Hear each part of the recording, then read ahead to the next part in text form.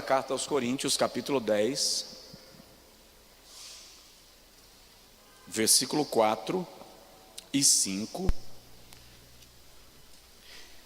Você se conhece? Lembra que a gente começou a falar sobre isso aqui semana passada? Quem lembra, diz amém. Só 10, 3, 4. Quem estava no culto terça-feira passada? Levanta a mão. Sério? E os outros? Estavam onde, irmão? Ok, daqui a pouquinho eu faço uma memória daquilo que falamos semana passada, para a gente dar sequência hoje. Os que puderem estar de pé, por gentileza, estejam de pé. Segundo aos Coríntios, capítulo 10, versículo 4 e 5, diz: porque as armas da nossa milícia não são carnais. O som tá bom, irmão Sérgio. Porque as armas da nossa milícia não são carnais, mas poderosas em Deus, para a destruição das fortalezas, destruindo os conselhos e toda altivez que se levanta contra o conhecimento de Deus, levando cativo todo o entendimento à obediência de Cristo. Diga amém. Vem comigo para a epístola de Paulo aos Efésios, capítulo 4, versículo 30. Epístola de Paulo aos Efésios, capítulo 4, versículo 30. Eu ainda estou bastante afônico e meu nariz ainda dói, mas vamos lá. Está dando para mim entender bem, não está? Amém, fanhoso assim, mas está funcionando. E não entristeçais o Espírito Santo de Deus, no qual fostes selados para o dia da redenção. Toda a amargura e ira, e cólera, e gritaria, e blasfêmia, e toda malícia sejam tiradas dentre vós. Antes, sede uns para com os outros benignos, misericordiosos, perdoando-vos uns aos outros, como também Deus vos perdoou em Cristo. Diz amém. Agora diga comigo assim: Senhor, fala comigo por tua bondade. Amém. Pode sentar um pouquinho.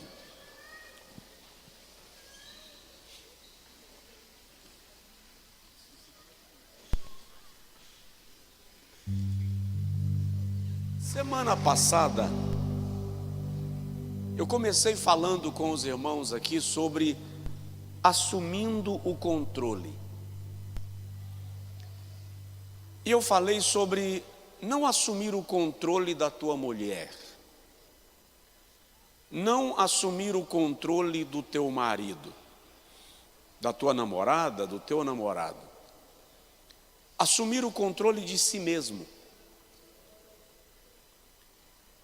E eu falei aqui sobre a tricotomia do homem. O homem ser humano, homem ou mulher.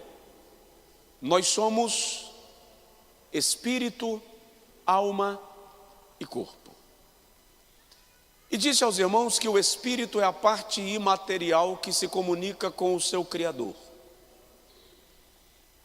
O corpo é a parte material que se comunica com o mundo físico.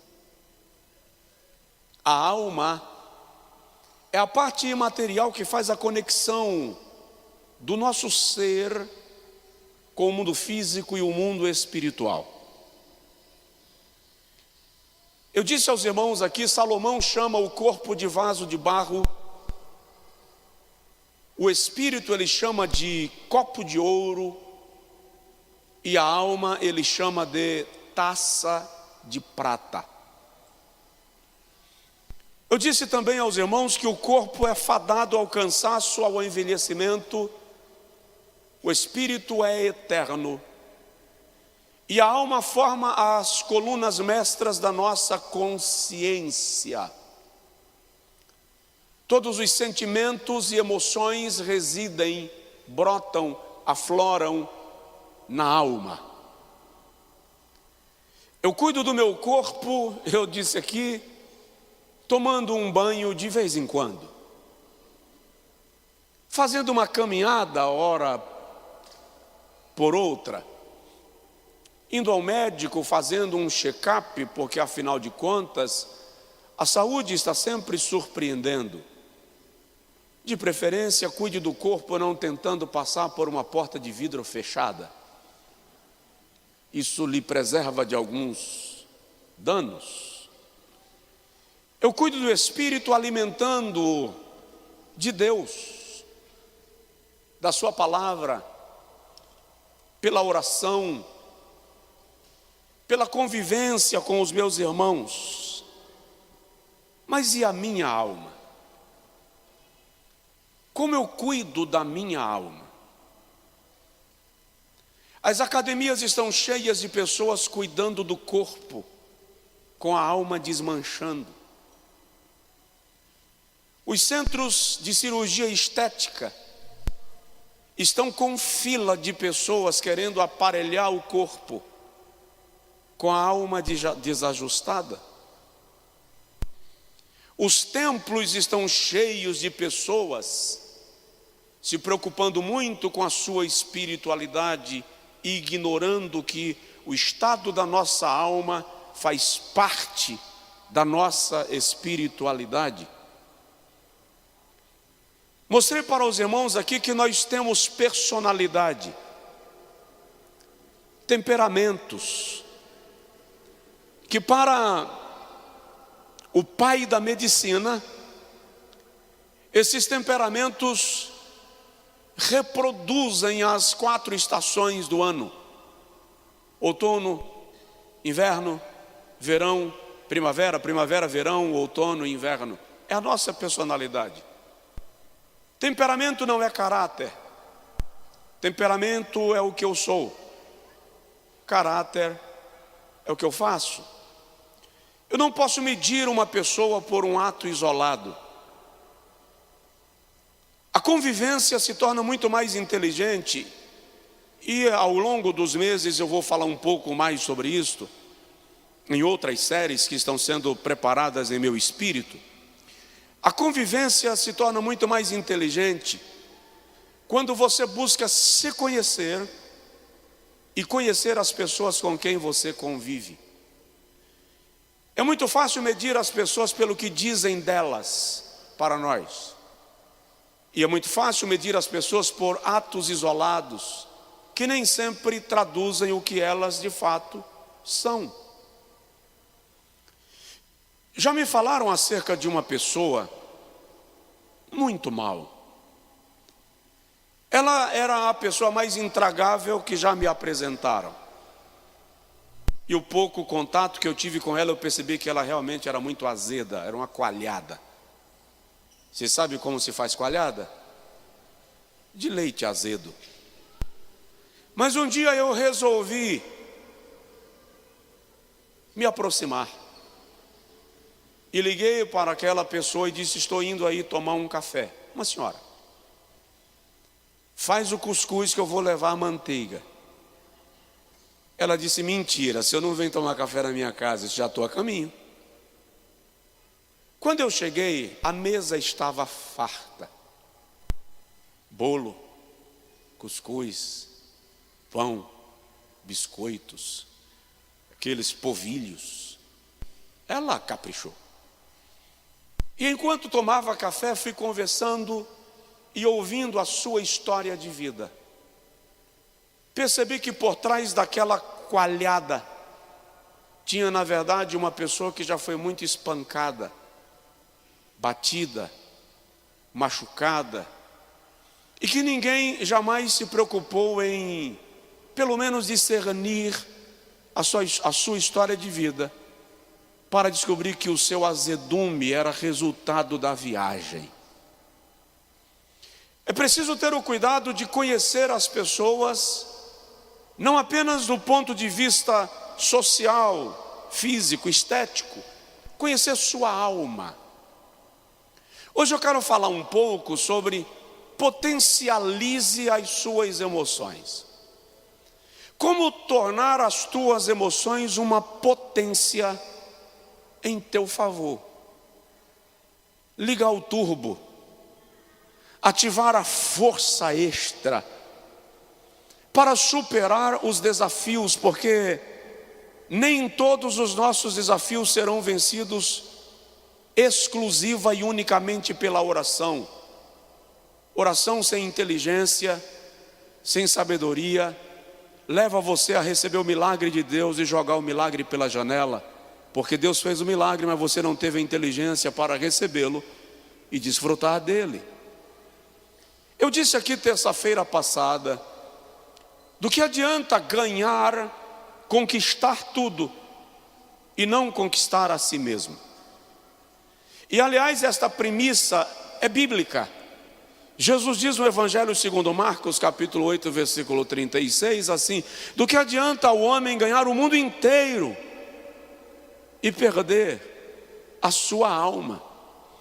Óbvio que Jesus está falando ali de salvação, mas eu estou lhe questionando, do que adianta ter tudo, mas a sua alma está embolada em si mesmo? Você não consegue discernir a própria vida. Eu tenho me deparado muito com pessoas enfrentando conflitos, e elas não são isoladas do mundo, todo mundo tem os seus. Quem não tem conflito aí, levanta a mão, por favor, que eu quero passar um dia contigo. Aí, meu filho, você está certinho. A criança ali levantou a mão, tipo, tem um conflito nenhum, meu pastor. Meu pai e minha mãe que se virem. Conflito é deles, cara, que nada. É isso aí. Por isso que a Bíblia diz que nós temos que ter a alma de uma criança, porque a inteligência emocional de uma criança faz ela brigar com o coleguinha agora e daqui a 5 minutos estarem brincando. Nós não conseguimos esta proeza, porque não temos a mesma elasticidade, flexibilidade nas relações. Estava lendo um pouco hoje para desenvolver o raciocínio, a compartilhar com os irmãos, e li um artigo de um norte-americano que é um palestrante mundialmente conhecido, chamado Anthony Robbins, e ele fala de 6 passos que você precisa desenvolver para lidar com as emoções negativas. E ele cita que as pessoas odeiam as emoções negativas porque elas lhes causam dor. Entretanto, as emoções negativas podem ser um sinal de que está na hora de mudar. Mudar aquele cenário, mudar aquela página, tomar uma atitude quanto àquilo. E aí ele compartilha com a gente, e eu gostei das sugestões, rapidinho vou falar, 6 passos que te ajudam a lidar com as emoções negativas. Primeiro perceba o que você realmente está sentindo. Sabe aquele momento que você fica meio deprê? Identifique o que é realmente, qual é realmente o sentimento. Por exemplo, estou irritado. Não toca em mim que eu estou irritado hoje. Tá. Você está irritado realmente? Ou está apenas chateado com uma situação isolada? Identifique a situação para que ela não contamine todo o seu dia e todo o seu ambiente. Então, estou meio triste e não sei porquê. Identifique. Faça uma mexida na gaveta das suas emoções e descubra qual a causa daquilo que você chama de tristeza. Pode ser o incômodo por uma situação que já passou, foi até resolvida já, mas ficou um resquício dentro de você, alguma coisa ficou incômoda. Então, perceba o que realmente está sentindo. Segundo passo que ele ensina: reconheça e aprecie suas emoções. Elas são mensageiras. Se essa situação está incomodando, as tuas emoções estão te dando um sinal de que essa situação precisa ser convertida, transformada, mudada, ou você precisa se mudar. Lembra do velho provérbio, os incomodados que se retirem? Quem lembra desse provérbio? Tem ambiente que é tóxico, doentio. E a emoção negativa é um alerta, é um sinal amarelo aceso, dizendo: ei, esse ambiente não te nutre, essa convivência não te ajuda. É preciso transformar o cenário, em vez de colocar fogo no mundo. Tem alguém aí me ouvindo? Muito bem. Terceiro passo que ele cita para você lidar com as emoções negativas é: esteja curioso e receptivo à mensagem que a emoção está te oferecendo. Garimpe. Faça um diagnóstico da sua emoção. Por que quando eu encontro essa pessoa eu tenho um mal-estar? Não vou com a cara. Por quê? Faça um diagnóstico. Às vezes, a única coisa que está acontecendo é que eu estou transferindo os meus sentimentos de uma situação que me incomoda para alguém que de algum modo me faz lembrar e que tem nada a ver com a questão. Então, às vezes eu acabo cometendo uma injustiça, tratando alguém mal, só porque de alguma forma esse alguém me faz lembrar de uma situação que me causou desgaste. Eu estava um dia andando no shopping. Irmão, homem não vai ao shopping passear. Homem, se vai no shopping ou foi comprar alguma coisa e parece uma flecha, já sabe o que vai comprar e em que loja vai. Pum! Ou marcou com um amigo para tomar um café, chegou lá, vai direto para o café, sentou, tomou café. Raramente você vai ver um homem perambulando no shopping: deixa a vida me levar, a vida leva eu. Dificilmente, tá? Mulher não, mulher vai comprar uma meia, entra em 15 lojas, sai com 25 sacolas. E eu não estou falando mal, eu estou falando de naturezas, personalidades, tá? Agora veja só, aí eu soube que alguém, um pastor, chegou em algum lugar e disse: aquele cara é muito orgulhoso, ele passou por mim no shopping e nem me saudou, o cara é metido.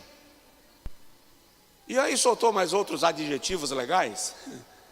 Quando a pessoa me falou, eu disse: cara, acredita, eu não vi.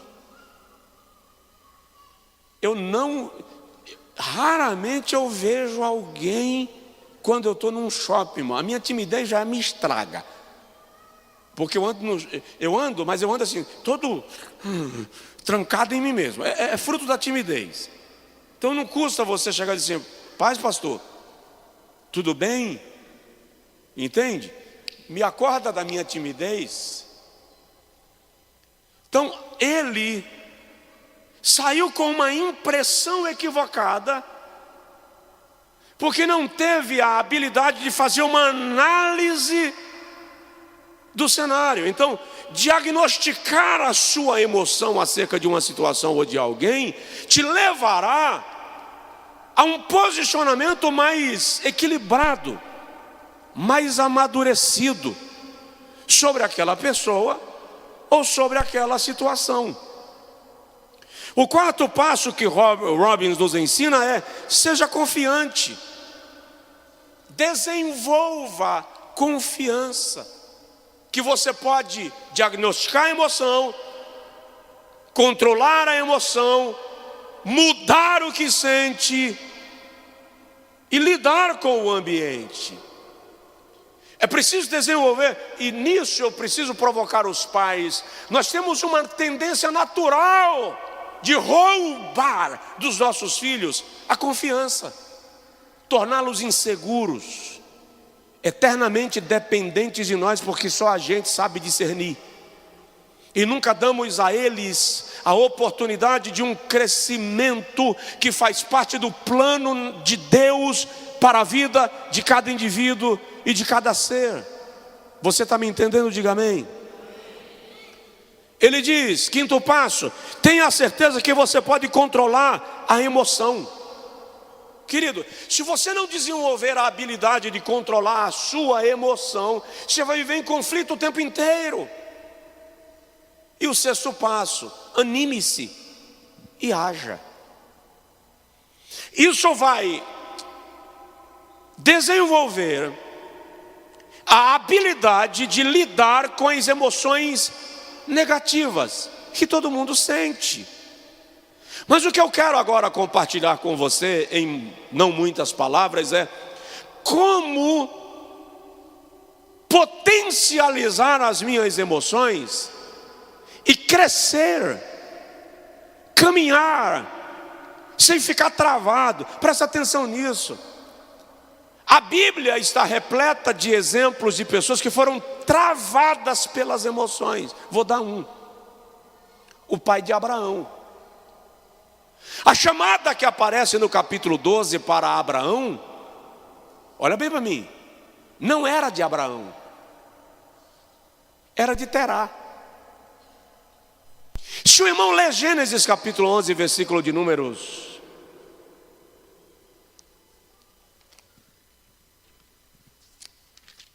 calma. Gênesis capítulo de número 11, versículo de número 25 a seguir, você vai ver que Terá tinha um filho chamado Arã. Arã era irmão de Abraão. Terá perdeu o seu filho Arã, que era pai de Ló. Arã foi, segundo a tradição histórica, foi assassinado por Nimrod, de forma brutal. Quem é Nimrod? Nimrod é o idealizador da Torre de Babel. É a primeira personificação da malignidade na Bíblia. Aí a Bíblia diz que Terá, pai de Abraão, saiu de Ur dos caldeus para ir a Canaã. Canaã não é o objetivo da viagem de Abraão, é o objetivo da viagem de Terá. A Bíblia diz que o seu filho Naor ficou em Ur dos caldeus. Abraão foi com Terá. Mas quando Terá chega numa cidade ou região chamada Harã, é o mesmo nome do seu filho que foi morto. Ele para em Harã, vive ali e morre ali. Aí Deus aparece a Abraão e diz: sai-te da tua terra, da casa do teu pai, do meio da tua parentela, para a terra que eu haverei de te mostrar. O que Deus está dizendo a Abraão é: não fica no lugar que petrificou o teu pai. Rompe a emoção que te mantém preso ao trauma, à tragédia e ao passado. Tem muita gente na igreja salva por Jesus, resgatada pelo Calvário, mas preso na emoção que lhe mantém cativo da experiência amarga. A ordem de Deus para a sua vida e para a minha vida é: marcha, marcha. Provoca o vizinho, fala com ele: marcha, anda. Como eu consigo, pastor? O que fazer? Primeiro, seja verdadeiro consigo mesmo. Potencialize suas emoções, sendo verdadeiro consigo mesmo. Para de mentir para você. Olhe dentro de você e discirna a verdade sobre si mesmo, sobre o seu estado, sobre a sua condição, e para de maquiar a tua própria vida para você, porque o problema da maquiagem da vida é que vai chover. Não entendi, pastor? Você vai tomar chuva na viagem e vai lavar a maquiagem. Então, seja verdadeiro consigo mesmo. Você já parou para analisar que Deus sempre aborda alguém com perguntas? Onde estás, Adão? Caim, onde está teu irmão Abel? Jesus trata as pessoas que estão perto dele com perguntas. Por quê? Porque a pergunta te desperta para o lugar que você está. A pergunta te desperta para você perceber o lugar para onde você está indo. E a pergunta te força a ver o lugar para onde você deveria ir. Deus está sempre provocando verdades dentro de nós, acerca de nós mesmos. Mesmo porque a Bíblia diz em João capítulo 8, versículo 32: e conhecereis a verdade, e a verdade vos libertará.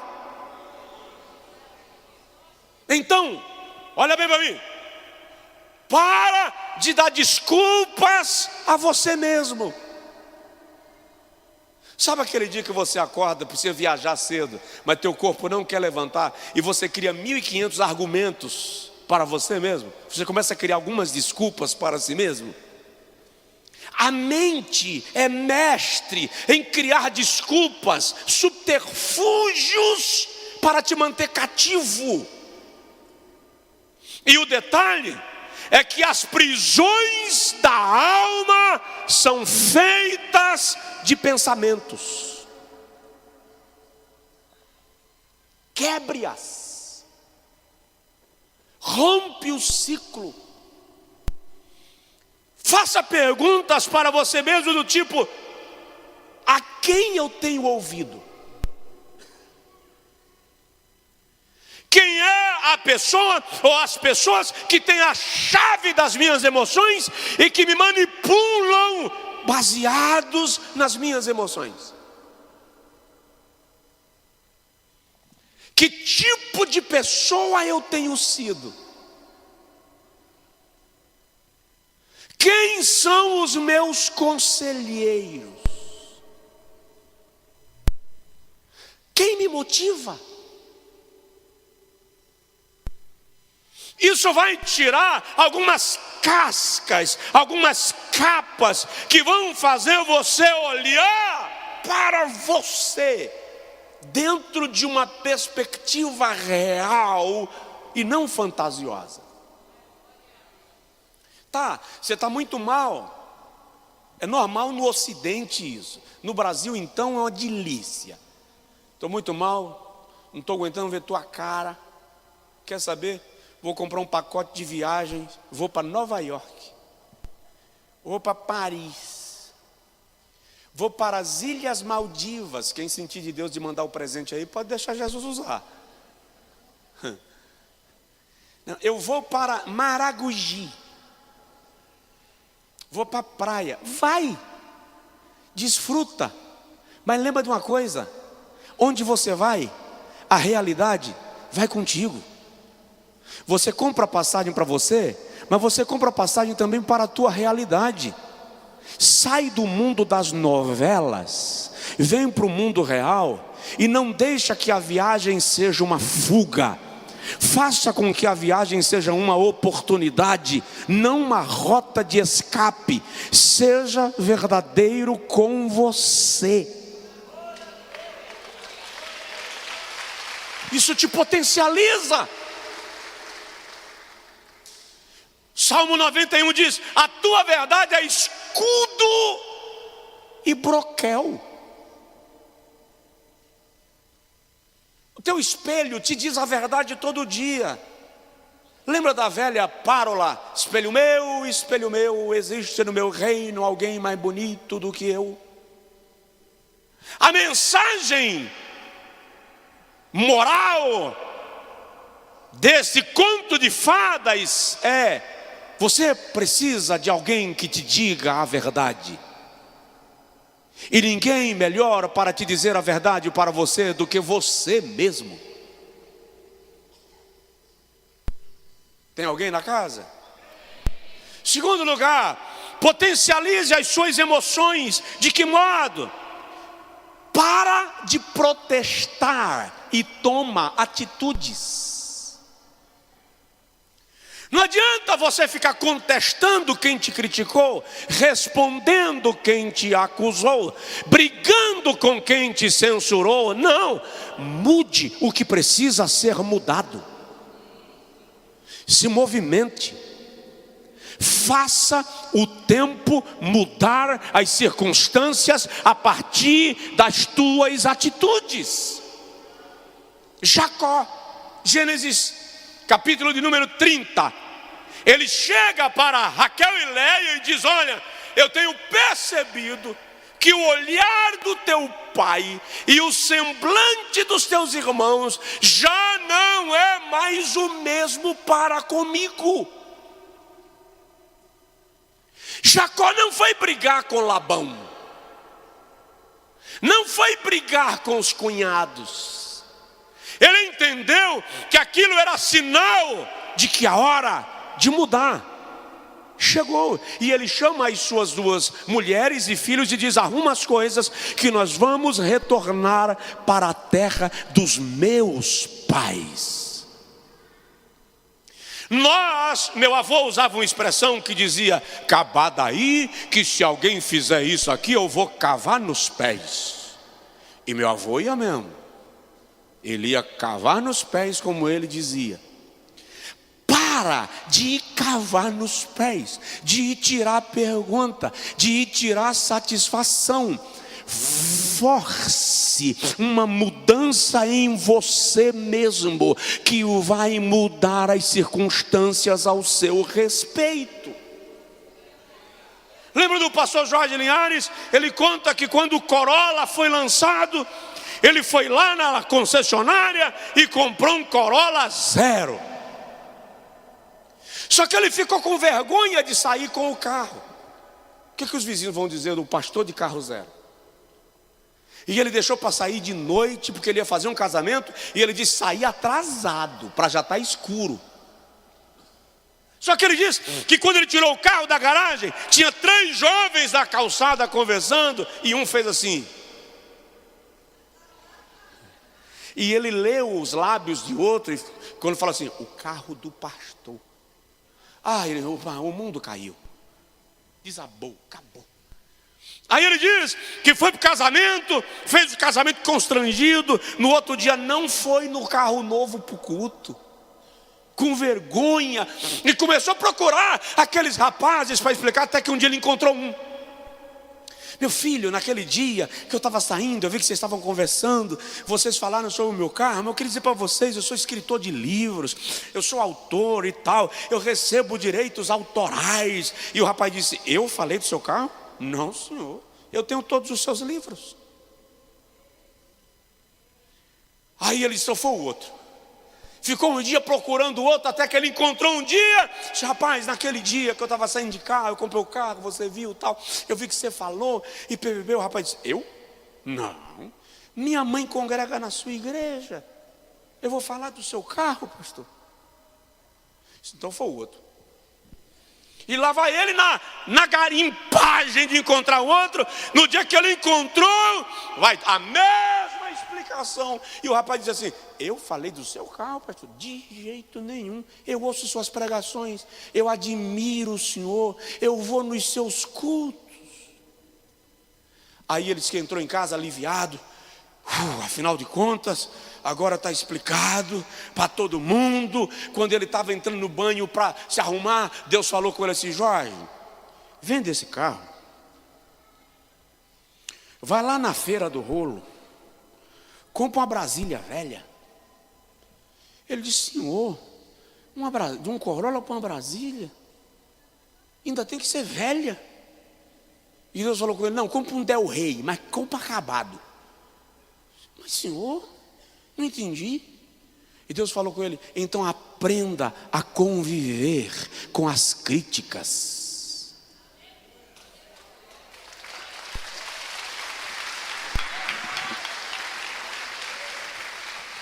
Ou seja, você precisa parar de contestar, de buscar, de tirar perguntas, de forçar explicações.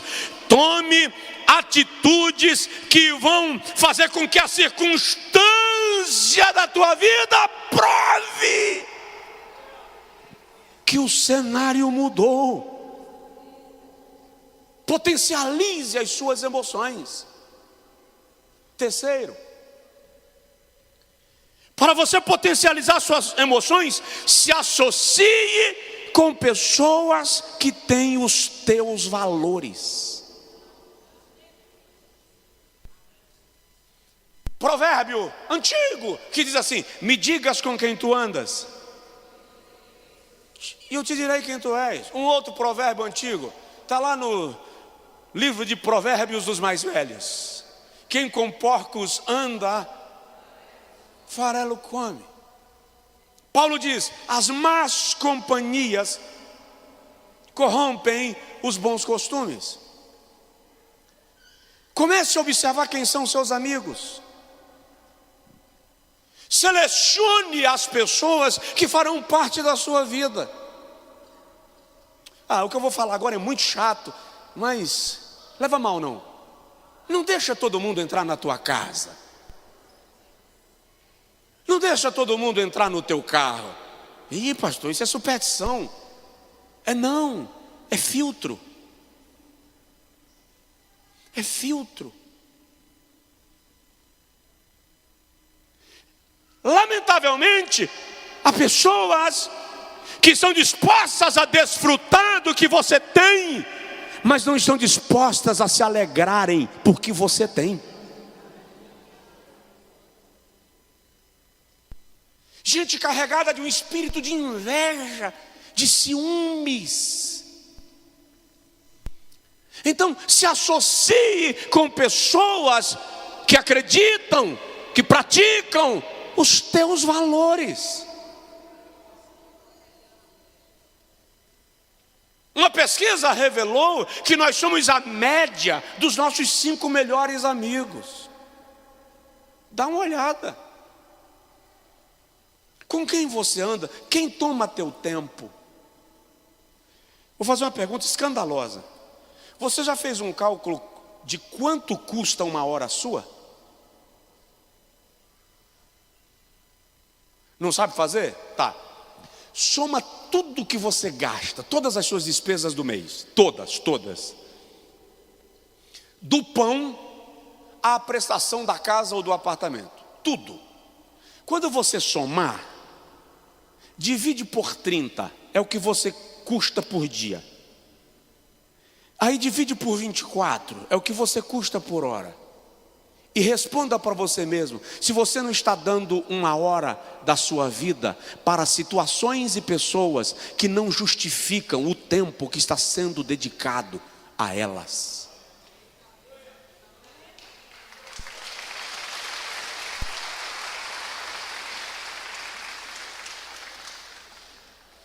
Isso potencializa as tuas emoções. Posso ir mais um pouquinho? Certeza? Tem ninguém falando em línguas?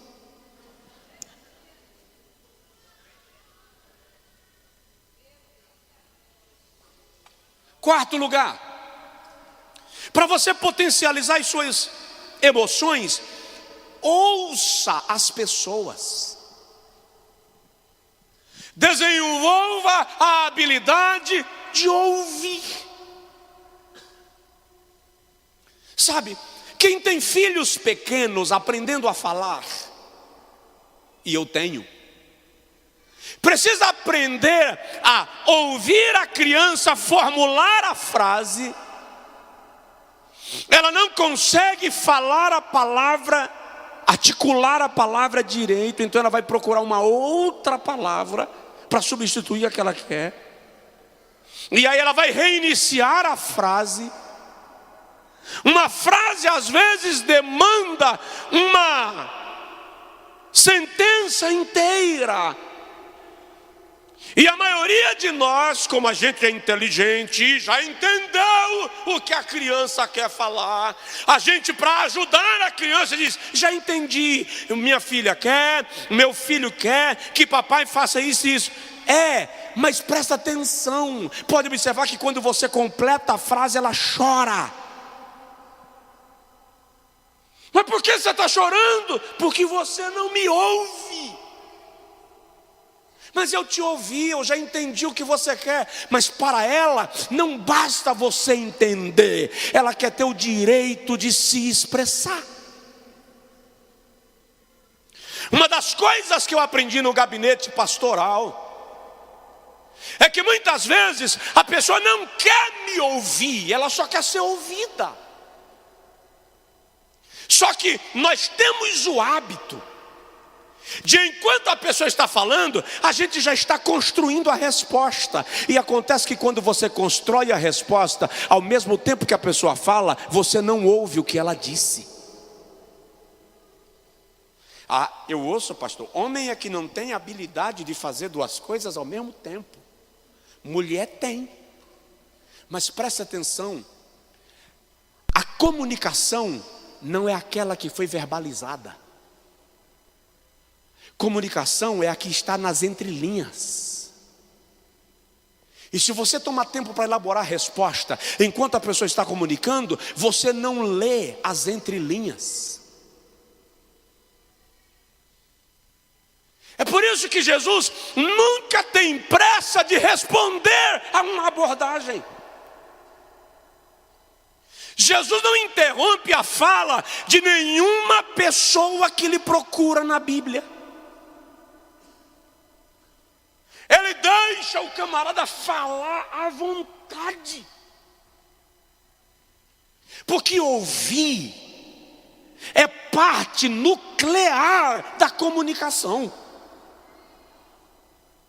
Compreender o que está sendo ouvido é parte indispensável no relacionamento. Marido que não ouve a mulher falar, mulher que não ouve o marido falar. E ainda tem uns que são interestelares, que olha para a mulher e fala assim: você parece que é burra. A mulher olha para o marido e fala assim: deixa de ser idiota, homem. Mas está ajudando muito, ajudando a causar a terceira guerra mundial. Aprende a ouvir. Ouça seu filho, ouça sua mulher, ouça seu marido, ouça seu amigo, ouça o seu subordinado, ouça o seu companheiro de viagem. Aprenda a ouvir. Isto potencializa as tuas emoções, desenvolve inteligência. Se tiver alguém do seu lado, se for a mulher, se for o marido, fala com ele assim: eu só quero ser ouvido. E os homens, irmão, quem é marido, levanta a mão. Não ouça não. De noite você está dormindo, aí ela faz assim, ó. Aí você faz. Aí ela faz assim: bem, fio, nego, capim santo. Não responde, você ouviu, você só não quer responder. Aí ela faz de novo, agora com o outro pé. Aí você faz: o que foi? Eu estava aqui pensando.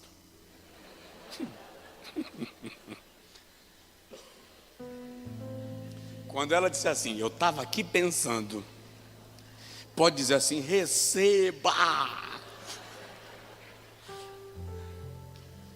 Então, para potencializar as suas emoções, ouça as pessoas. Quinto lugar, aprenda a lidar com obstáculos. Ei, se surgiram obstáculos, no mínimo significa que você está se movendo. A vida terá obstáculos. Quem sabe andar de bicicleta? Levanta a mão, por favor. Quem aprendeu a andar de bicicleta e nunca caiu?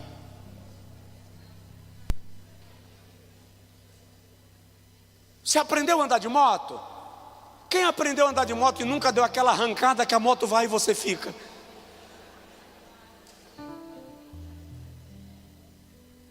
Sabe dirigir? Quem conseguiu nunca sair do lugar e o carro dá aquela... Os obstáculos indicam que você está se movendo. Os desafios provocam o teu crescimento. Aprenda a lidar com eles. Todos os grandes heróis da Bíblia tiveram obstáculos a enfrentar. Abraão teve que lidar com Abimeleque, com Faraó. Abraão teve que lidar com Faraó, Isaac com Abimeleque, Moisés com Faraó, Datã, Coré e Abirão. Davi teve um Saul, depois um Absalão. Neemias teve Sambalate e Tobias. Esté teve que enfrentar a Amã na corte. Jesus teve os fariseus. Você não terá vitória na vida sem obstáculos, porque o que atesta a tua vitória são as tuas batalhas. Aprenda a lidar com eles. Crianças é que quando vem os obstáculos ficam nervosas e chuta tudo e espalha tudo. Mas Paulo diz: quando eu era menino eu fazia coisas de menino, agora que eu sou homem eu faço coisas de homem. Se você está reagindo como criança diante das situações da vida, a palavra profética para você é: cresça, amadureça.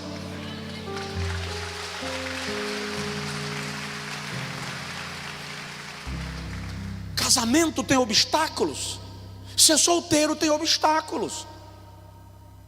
Não ter filhos tem obstáculos. Ter filhos tem obstáculos.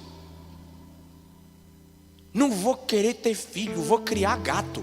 Tá, limpa a bosta dele o resto da vida, porque a criança vai crescer e vai aprender a se limpar. São obstáculos. Aprenda a lidar com eles. Um dia eu disse para alguém: queridão, eu sou água. Como assim, pastor? Se eu não puder subir a montanha, eu contorno. Tem montanha que não dá para eu escalar, eu vou pelo vale. Você já percebeu que tem 4 situações de gente atravessando o mar na Bíblia? Uns atravessaram a pés enxutos. Israel. Jonas foi de peixe. Paulo, o navio despedaçou e ele chegou a nado. Pedro caminhou sobre as águas. Ei, eu não sei se eu vou passar pés enxutos, se eu vou caminhar sobre as águas, ou se eu terei que nadar. Ou se de repente Deus vai mandar um peixe, porque para nadar fica muito longe. O que importa não é como eu vou atravessar o oceano. O que me importa é chegar do outro lado e alcançar a proposta de Deus para a vida. Diz que você está entendendo, em nome de Jesus. Lida com os obstáculos da vida. Já vou terminando. E Deus vai aprimorar, fortalecer, robustecer as tuas emoções. 6º lugar, deixe de se olhar por partes. Já disse para os irmãos, tinha outras coisas para falar, mas eu vou fechando. Eu estava tomando banho e caiu uma palavra na minha alma: teleios. E eu nunca tinha visto aquela palavra, e o que é teleios? Terminei o banho e desci para a biblioteca e fui olhar, e como pela fonética compreendi que a palavra poderia ser grega, encontrei que teleio significa completude, integralidade. Quando Jesus diz: sede perfeitos, assim como é perfeito o vosso Pai que está no céu, Jesus está usando a expressão teleios. Ele está dizendo: seja completo, seja integral.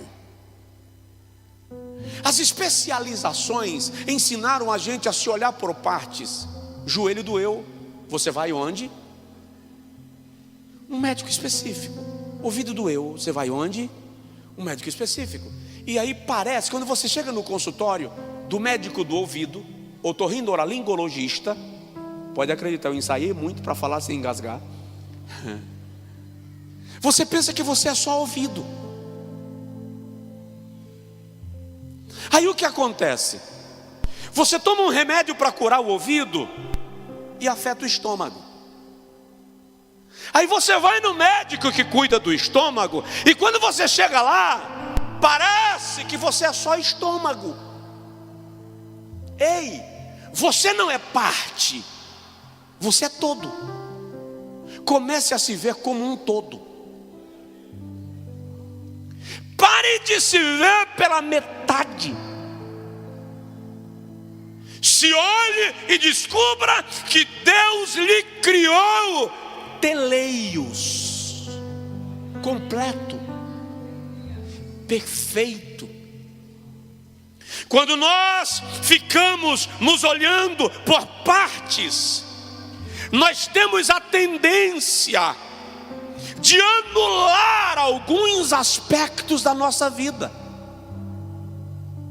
e isso fragiliza as emoções. Porque você precisa perceber que no momento que toma uma atitude para defender o joelho, você não pode bater a cabeça. Você é um todo. Se analise assim, se valorize assim, se veja assim. Deus lhe criou à sua imagem e conforme a sua semelhança. Você é pleno.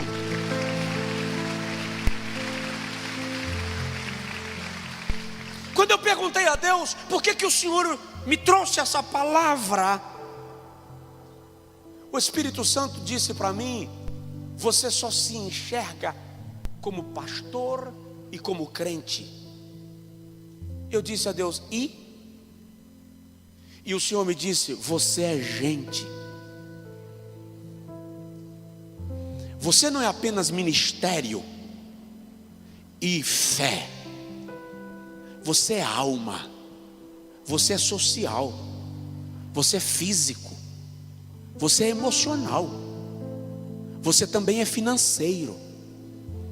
Comece a se ver como um todo, completude. Porque paz na Bíblia é isso, é completude. Prosperidade na Bíblia é isso, é completude. Quem tem dinheiro sobrando, mas não tem paz na alma, não é próspero. Prosperidade é quando todas as áreas da tua vida se harmonizam para cumprir um propósito. Então, se você é muito crente, muito espiritual, fala muito em línguas, mas vive enfrentando conflitos existenciais, alguma área na sua vida precisa ser alinhada, sincronizada. Quem faz isso, pastor? O Divino Espírito da Graça trabalha em você e te ajuda a aparelhar as tuas emoções. Por isso que Paulo diz que nós não devemos entristecer o espírito da promessa no qual estamos selados. Aí ele diz: para isso, tira do meio de vós toda emoção ruim, ira, cólera, contenda, gritaria, Sede uns para com os outros bondosos, benignos, misericordiosos, perdoando-vos uns aos outros. É o Espírito Santo quem coloca as cordas da viola afinadas. Então, aprenda a lidar com os obstáculos e pare de se olhar por partes. Sétimo lugar, para você potencializar as suas emoções, aprenda a se perdoar. Tem alguém do seu lado? Fala com ele assim: se perdoe.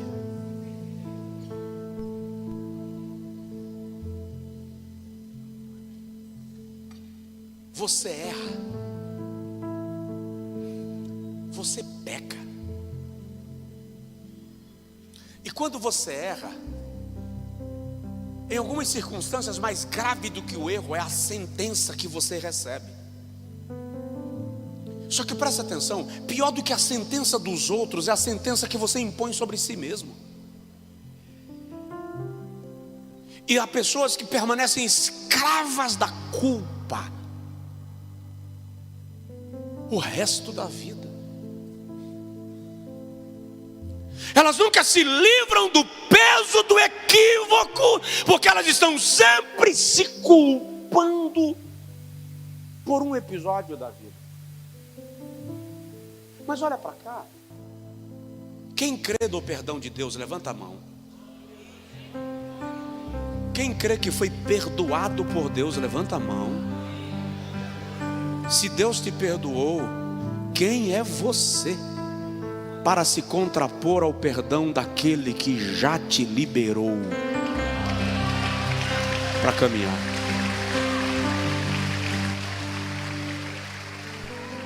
Ai, couve a suriei barabanantaragai.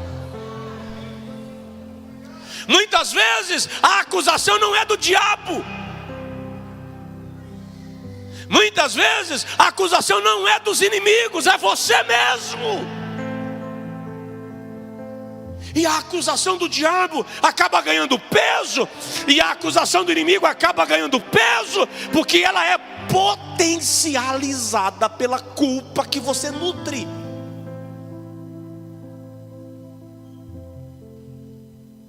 Se perdoe. Diga para você: eu declaro, em nome de Jesus, o perdão liberado à minha alma. Eu me perdoo.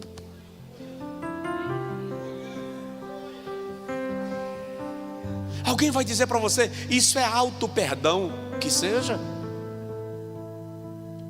Desde que esse auto-perdão esteja alinhado com o perdão que eu recebi de Deus, a partir da decisão de não permanecer na estrada equivocada, esse auto-perdão me liberta da culpa.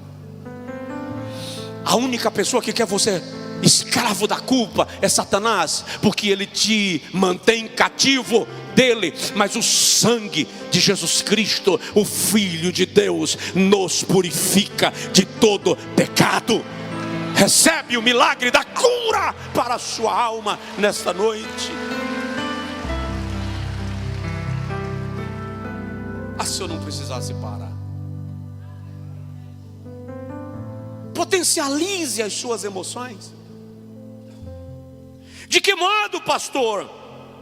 Deixa eu falar mais duas coisas, são importantes. Seja firme na vontade. Vamos lá, o que você quer? Jones, criança, vamos para o shopping. Chegava no shopping: pai, eu quero esse brinquedo. Filhão, compra não. Você já tem esse brinquedo? Já tem esse, já tem esse. Tá bom. Aí isso aí, chegar na frente da vitrine: já que o senhor não me deu o brinquedo, compra esse tênis. Mas eu não entendi a substituição. Não tem lógica a substituição. Criança.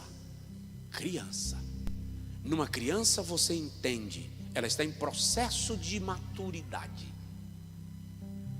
Mas um adulto precisa ser firme naquilo que quer. A Bíblia diz assim: estabelecendo tu um propósito, seja firme, e a luz brilhará em teu caminho. Não perca o foco, seja firme. Qual é o seu projeto? O que você deseja? O simples fato de alguém dizer que você não consegue faz você desistir da vontade. Só porque alguém diz que você não é capaz, você retrocede. Porque alguém diz que aquilo não é para você, você desiste. Cadê a força da determinação? Onde está a firmeza de vontade? Preste atenção numa coisa: se você mantiver um foco, Deus fará as coisas convergirem para o foco que você estabeleceu diante dele. Ele vai fazer acontecer. Irmão, é incrível como Deus, se você mantiver o foco, Deus move. Parece um caldeirão que Jeová pega e faz as coisas girarem na direção daquilo que você colocou diante dele como foco. Ele vai ser glorificado? Ele vai ser glorificado? É para a glória do nome de Deus. Vai abençoar outras pessoas. Ninguém está sendo lesado no teu foco. Descansa, mantenha-se, caminhe, porque Deus vai fazer as coisas convergirem na direção. Só que tem gente que não sabe o que é da vida, não sabe por que está indo e nem para quê. Aí não funciona.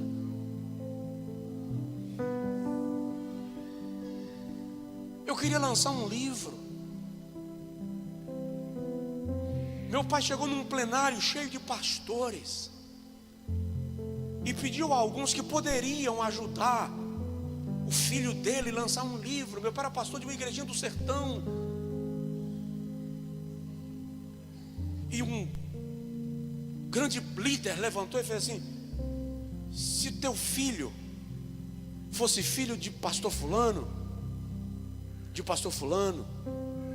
ou de pastor fulano, ele iria conseguir. Mas ele é teu filho, não vai conseguir. Meu pai saiu do plenário chorando. Eu encontrei com ele no corredor, com lágrimas discretas. Eu falei: por que o senhor está chorando? Ele não me disse. Aí veio alguém que estava no plenário e me disse. Eu falei com ele: chora não. O senhor vai perceber que Deus vai fazer. A editora que eu queria publicar um livro, que o pastor disse isso, se eu telefonar hoje à noite para o diretor-geral dela, ele vai me atender. Só mantenha o foco. Se não der certo agora, o próprio Deus vai fazer o tempo trabalhar em teu favor. Descansa. Seja firme. Seja firme. Provoca o vizinho, fala com ele: seja firme. Eu queria fazer seminário teológico. Meu pai não podia pagar. A igreja que ele pastoreava não podia pagar, bancar o seminarista, filho do pastor. E agora? Chegou o momento que eu fui para o seminário. Concluí, não me contentei, fiz o segundo. Não me contentei, fiz o mestrado. Não me contentei, fiz um pouco mais. Não vou ficar aqui descrevendo para não parecer que eu estou envaidecendo. Eu só estou querendo que você entenda que a dificuldade de hoje não é uma impossibilidade, é um treino de Deus para lapidar a tua vontade. A bênção vai chegar, eu declaro, eu profetizo, em nome de Jesus, seja firme.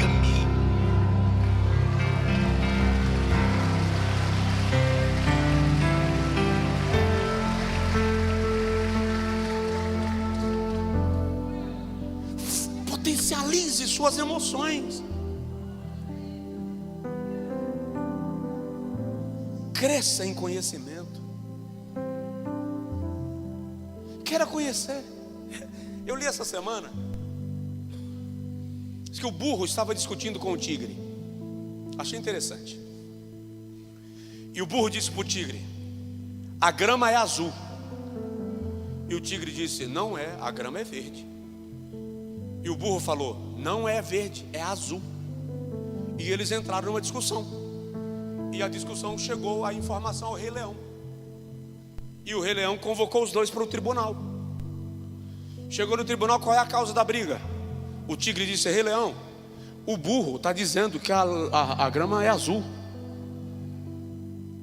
E o burro fez assim: mas é azul, não é, Rei Leão? O Rei Leão olhou para o tigre e disse: você está condenado a 5 anos de silêncio. E o burro saiu saltitando e gritando: o tigre estava errado. O tigre olhou para o Rei Leão e perguntou: majestade, posso falar?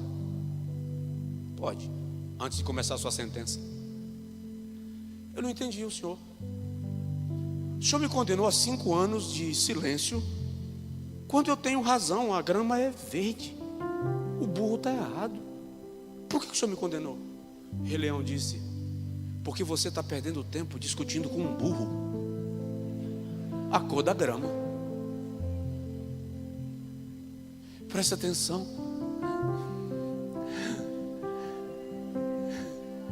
Tem gente que não adianta você ter razão, ele vai continuar discutindo.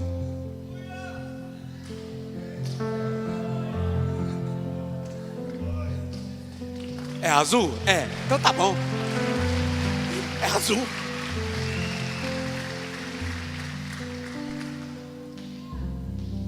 Mas não seja como o burro.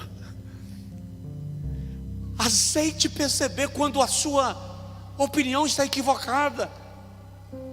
Aceite perceber quando você está vendo a cor errada. Fica de pé, por favor. Quero orar com você. Tem discussão que não tem pé nem cabeça, não serve para propósito nenhum, não vai resultar em nada. Tem dia que eu estou na live e gente fazendo pergunta que você vê que é para provocar eu não vi. Trabalhe em cima daquilo que desenvolve conhecimento. E vou te falar uma coisa: descubra os melhores caminhos para trilhar.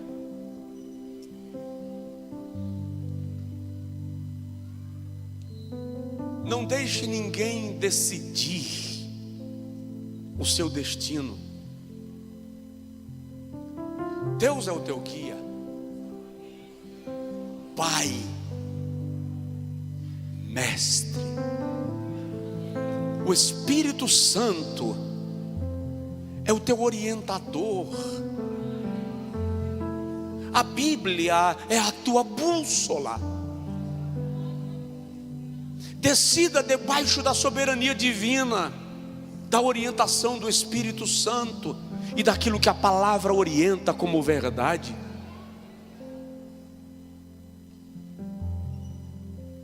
Em nome de Jesus, eu quero muito que a sua alma, que a minha alma seja livre.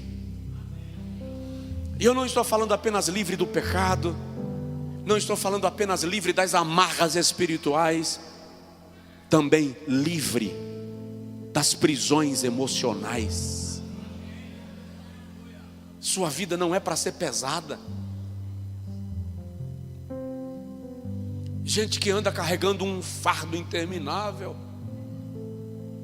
Parece o viajante na estrada com um saco de batata na cabeça. A caminhonete para e diz: vem, sobe. E o camarada subiu na caminhonete. De repente o motorista olhou no retrovisor. E o cara está na caminhonete, mas com um saco de batata nas costas. No dia que Deus decidiu te colocar no trem da cura, da libertação, Ele também te disse: se livra do fardo, caminha com leveza, eu te livro da culpa, eu te livro do peso do pecado, eu te livro da dor, eu te curo das feridas emocionais e das lembranças amargas. Ficarão as cicatrizes, ficarão, porque as cicatrizes revelam quantas guerras você enfrentou e sobreviveu. Mas em nome de Jesus, seja livre, seja curado. Peça ao Senhor que as suas emoções sejam fortalecidas, que a sua vontade não seja escrava, que ninguém tenha o poder de te fazer presa sua,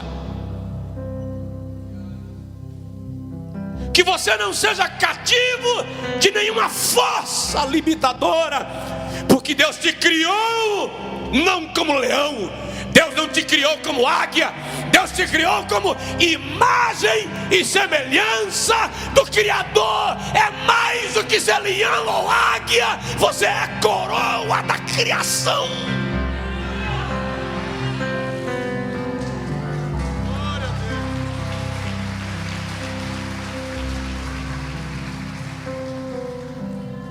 O tubarão para as águas, o leão para a floresta, a águia para os ares, você para todos os lugares. Debaixo de Deus e abaixo de Deus, ninguém é maior, mais importante ou mais amado do que você. Eu quero declarar algo que Deus está me ordenando fazer aqui agora. Tem gente que está em situação de cativeiro e de opressão por causa dos seus sentimentos e emoções. Satanás está explorando a tua fragilidade emocional, psicológica, a tua dependência emocional para te manter cativo, escravo. Tem gente que está na fossa da vida, e nesta noite, na autoridade do nome de Jesus, ouço cadeias quebrando, vejo cordas sendo desfiadas, desalinhadas, e nós sendo desfeitos, na autoridade do nome de Jesus Cristo. Recebe agora cura e libertação. Você que está em casa, levanta-te do teu sofá, levanta-te da tua cama, sai desta zona de opressão, de medo. O Espírito Santo te reveste de coragem, de autoridade agora, e te declara livre, livre, livre, curado, curada, em nome de Jesus.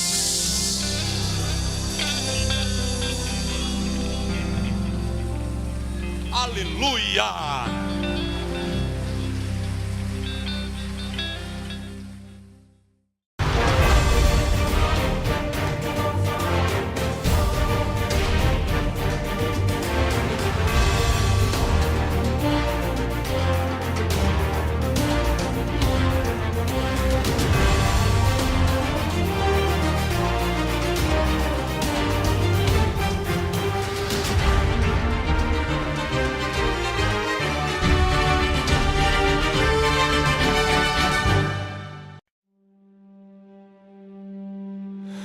I kept the fragments of our vow inside the quiet corners of my mind. Even when the fires faded out, your words stayed floating through my life. You said the storms would break apart before they ever took us under. But time rewrote the beating heart and left me holding broken thunder. I tried to outrun what you left behind, but the truth keeps pulling me back in line. It's the gravity of your promises. They pull me like a falling star. Even after every tear and distance, your echoes know just where we are. I keep moving yet I'm orbiting the memories I can't dismiss. I'm still caught inside your universe and the gravity of your promises.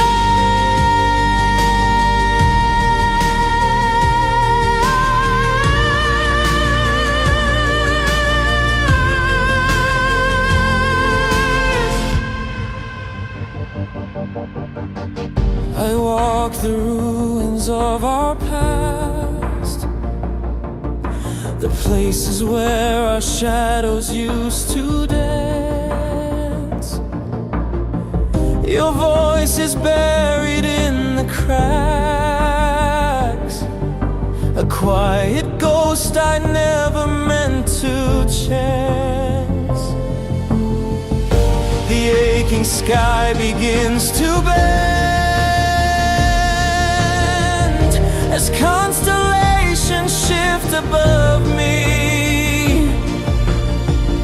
I try to break the pull again, but love is not so simply free.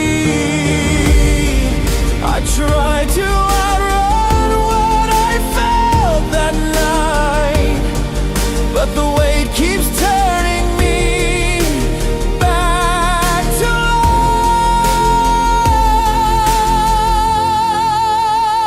light. It's the gravity of your promises. They pull me like a falling star. Even after every tear and distance, your echoes know just where we are. I keep moving yet I'm orbiting the memories I can't dismiss. I'm still caught inside your universe and the gravity of your promises.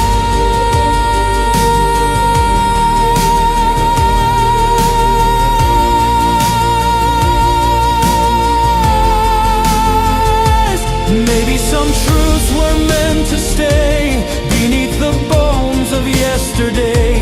Maybe some love is built to last, even when everything has passed. If I could let go, I would try, but the pull is stronger than goodbye.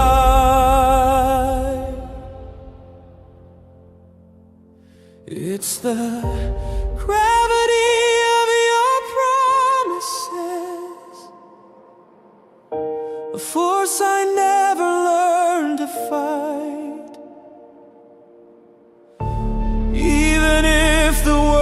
collapses, your memory keeps me in its light. I keep moving, but I'm orbiting a truth I can't escape or twist. I'm still bound to all you left in me